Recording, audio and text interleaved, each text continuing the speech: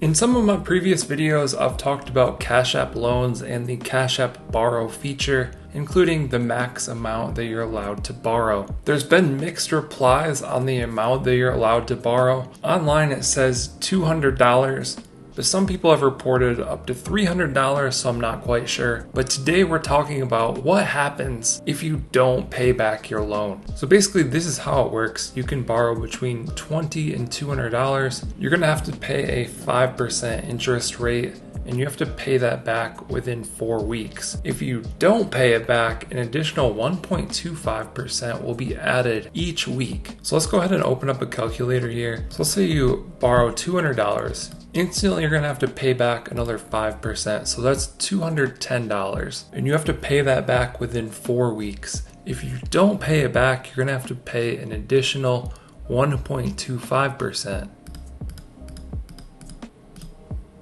each week.